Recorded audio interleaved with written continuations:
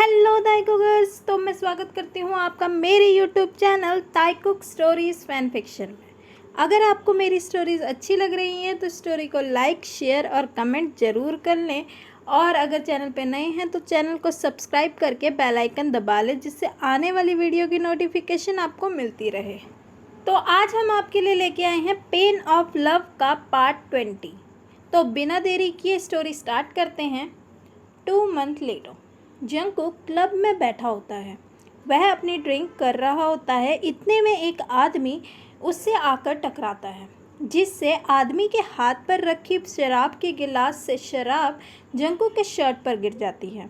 Jungkook short temper होने की वजह से उस आदमी को पूरी तरह से डांटने लगता है और आदमी के सॉरी कहने पर भी जंगकुक उसे माफ़ नहीं करता और उसे बुरी तरह से मारने लगता है। उसे देखकर ऐसे लग रहा था जैसे जंगकुक अपना सारा दिन का फ्रस्ट्रेशन उस आदमी पर निकाल रहा हो। इतने में जंगकुक टेबल पर रखी शराब की बोतल उठाता है और उसे उस इंसान के सर पर दे मारता है। इतने में वहाँ के बार मैनेजमेंट टीम आ जाती है और वह जंगकुक को पीछे से पकड़ लेती है। पर जंगकुक अपने बैड वर्ड्स को अभी भी कंट्रोल नहीं कर पा रहा था। वह इंसान को जंगकुक बोलता है, यू रास्कल, तुम्हारी हिम्मत कैसे हुई मुझ पर ड्रिंक गिरने की। बार मैनेजर टीम ने उसे अभी भी पकड़ा हुआ था। वह जंगकुक को कहता है, सर, आपने अगर अपने आप पर कंट्रोल नहीं किया तो हमें आगे रिपोर्ट करना होगा। यह सुनकर जंगकुक उन लोगों को डेथ ग्लेयर के साथ देखता है और कहता है, तुम्हें जिसको रिपोर्ट करना है तुम कर लो। तुमने शायद मुझे पहचाना नहीं, इसीलिए ये सब बोल रहे हो।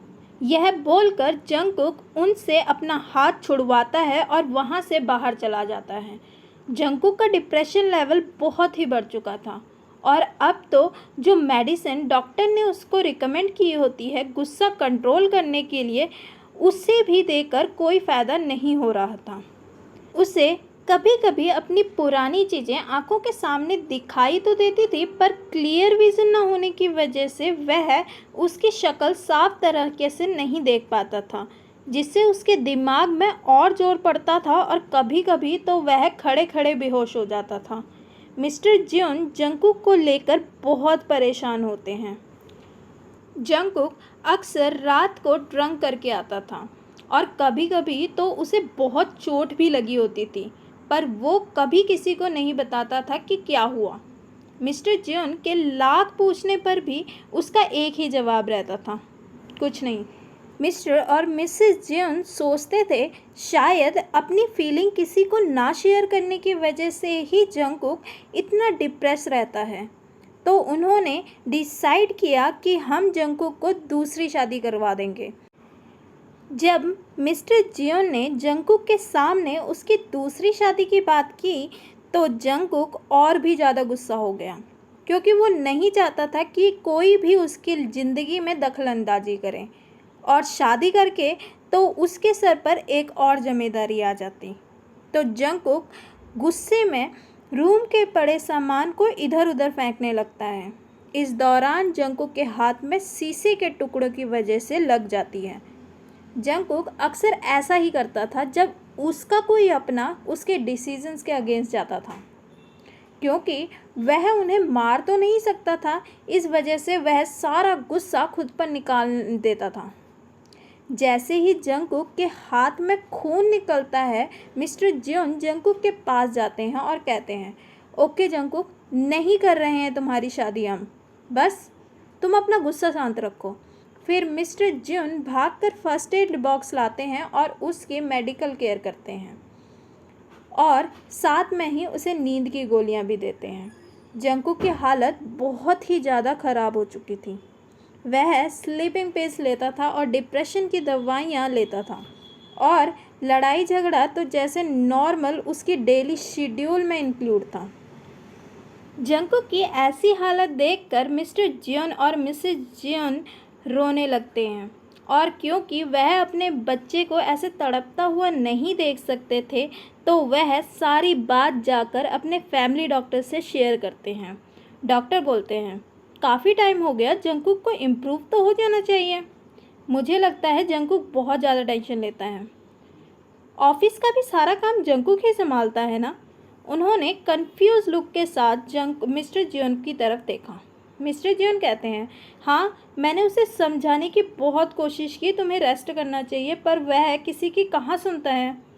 डॉक्टर कहते हैं, घर पर रहकर तो वो और भी ज़्यादा डिप्रेशन का शिकार हो जाएगा। मुझे लगता है कि आपको उसे कहीं बाहर भेजना चाहिए जहाँ वो खुद को रिलैक्स कर सके। मिस्टर जियोन कहते हैं, रिलैक्स? अकेले? कभी नहीं। जंकुक अकेले बस चोट खा सकता है और कभी कभी तो वो खुद बेहोश भी हो जाता है, तो उसकी रेख देख के लिए कोई तो चाहिए होगा ना उसके साथ। डॉक्टर कहता है, वैसे अगर आप बुरा ना माने तो मैं आपको एक सलाह ज़रूर दे सकता हूँ। आप एक साइकेट्रिस्ट को क्यों नहीं ट्राई करते? जैसे ही मिस्टर जियोन साइकेट्रिस्ट से सुनते हैं, वह ज़ोर से चिल्लाते हैं, मेरा बेटा पागल नहीं है डॉक्टर। फिर डॉक्टर कहते हैं, मिस्टर जियोन, ज़रूरी नहीं है कि पागल इंसान ही साइकेट्रिस्ट के पास जाते हैं।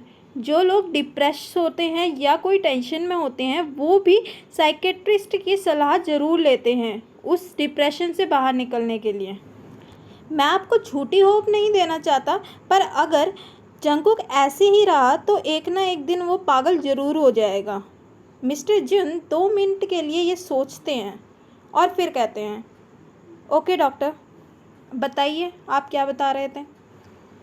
मैं आपको एक साइकेट्रिस्ट का नंबर दे देता हूँ जो वर्ल्ड का बेस्ट और यंगेस्ट साइकेट्रिस्ट है। उसका रिकॉर्ड अभी तक का 100% पेशेंट को सही करना रहा है। जो कभी भी पेशेंट उसके पास जाता है वो पूरी तरह से सही ही हो जाता है। उसे 2-3 अवार्ड भी मिल चुके हैं। इतने में मिस्टर जियोन कहते हैं, डॉक्टर, वैसे ये डॉक्टर मिलेंगे कहाँ? तो डॉक्टर बताते हैं कि ये यूके में रहते हैं और आपको वहीं उसी हॉस्पिटल में जाना पड़ेगा। वैसे उस हॉस्पिटल के जो सीईओ हैं वो मुझे बहुत अच्छी तरह जानते हैं, वो मेरे बेस्ट फ्रेंड रहे हैं, तो मैं अगर आप कहो तो मैं उनसे बात कर लूँगा। फिर मिस्टर जियोन कहते हैं, ओके सर, आप बात कर लीजिएगा, पर डॉक्टर का नाम क्या है? तो डॉक्टर बताते हैं कि उसका नाम वी है। एक्चुअली मैंने भी उन्हें आज तक देखा नहीं है, पर उनके बारे में बहुत सुना है और बहुत से आर्टिकल भी छपते रहते हैं उनके नाम पर आज तक किसी भी वेबसाइट ने उनकी फ़ोटो नहीं लगाई। मुझे ये बात नहीं पता क्यों। मिस्टर जियोन कहते हैं, ओके ठीक है। डॉक्टर साइड पे पड़ा फ़ोन अपना उठाते हैं और कॉल लगाते हैं और बोलते हैं, हेलो मिस्टर पार्क। दूसरी साइड से आवाज़ आती है, हेलो मिस्टर जियोन, कैसे हैं आप? और उन दोनों के बीच में बात चलनी स्टार्ट होती है। थोड़ी देर बात करने के बाद डॉक्टर कहते हैं, ओके मिस्टर पार्क, मैं उनसे पूछकर डेट कंफर्म करता हूँ, और हाँ प्लीज़ आप स्पेशली इस पेशेंट पे फोकस कीजिएगा, प्लीज़, मेरी स्पेशल रिक्वेस्ट है आपसे। मिस्टर पार्क कहते हैं, ओके मैं ध्यान रखूँगा, इन्हें यहाँ कोई प्रॉब्लम ना हो, और डॉक्टर वी से पर मुझे पूरा विश्वास है कि वह इन्हें ठीक करके ही वापस भेजेंगे। ओके, आप मुझे बता दीजिएगा। इतना कहकर वह कॉल कट कर देते हैं। इधर डॉक्टर बोलता है, मिस्टर जियोन, आप चिंता मत कीजिएगा, मैंने बात कर ली है, और आप मुझे ये बता दीजिए कि आप जंकुक को कब तक वहाँ भेज सकते हैं, और आप अकेलेपन की चिंता मत कीजिएगा जंकुक की।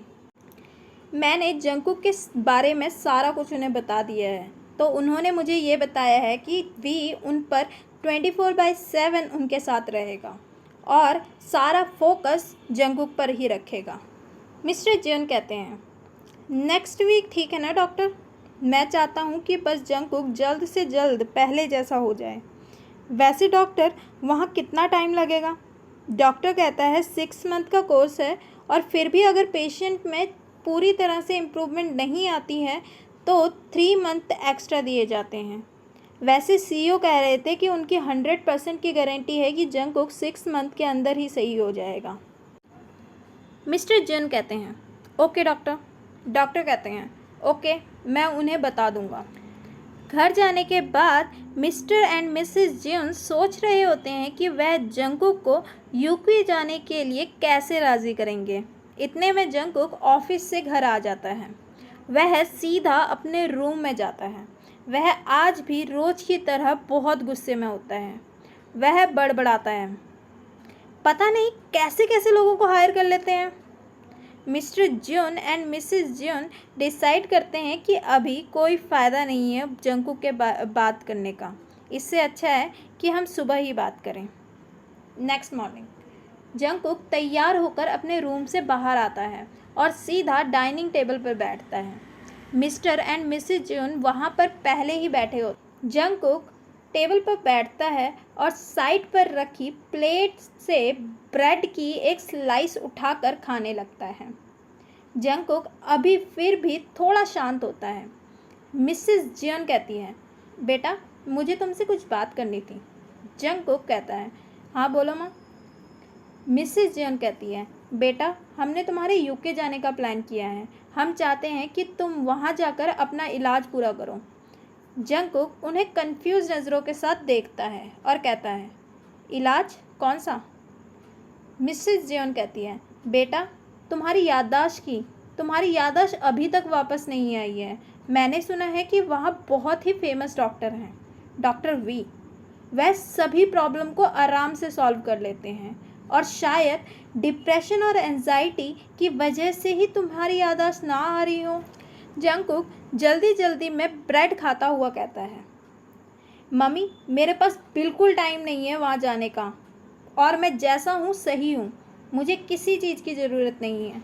मिसेस जियन के बगल पर बैठे मिस्टर जियन कहते हैं, बेटा देखो काम तो होता रहेगा, पर एक बार तुम ठीक हो जाओगे तो उसके बाद काम ही तो करना है ना तुम्हें। जंकुक थोड़ी देर सोचता है और कहता है, ओके मैं सोचता हूँ इस बारे में, अभी मैं लेट हो रहा हूँ। और वह यह कहकर वहाँ से चला जाता है। ऑफिस में जंकुक बैठा होता है। तभी उसे मिस्टर एंड मिसेस जियन की बात याद आती है। वह तुरंत अपने साइड पर पड़ा लैपटॉप उठाता है और कहता है, क्या नाम था उस डॉक्टर का? हाँ वी। वह गूगल पर सर्च करता है, डॉक्टर वी। जैसे ही वह सर्च करता है वह देखता है कि डॉक्टर वी करके बहुत से आर्टिकल और न्यूज़पेपर की हेडलाइंस खुल जाती हैं। वह एक एक कर उन आर्टिकल्स को पढ़ने लगता है। उनके पढ़ते समय उसे कुछ अपना सा फील हो रहा था। उसे अच्छा लग रहा था डॉक्टर वी के बारे में पढ़ने में। वहाँ बैठे बैठे वह एक के बाद एक आर्टिकल पढ़ देता है, जिससे वह रिलैक्स हो जाता है। थोड़ी देर बाद लैपटॉप बंद करते हुए वह कहता है, इंटरेस्टिंग, 100% गुड, मिलना पड़ेगा इस डॉक्टर से। वह अपना हाथ अपने लेफ्ट पॉकेट पर डालता है और वहाँ से वो लॉकेट निकालता है और कहता है, पता नहीं क्यों मुझे ऐसा लग रहा है कि यूके जाकर मेरे साथ कुछ अच्छा होने वाला है। मुझे ट्राई करना चाहिए।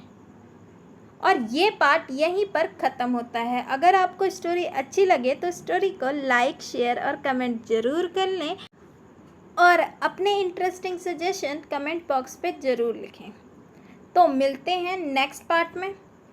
Bye, see you.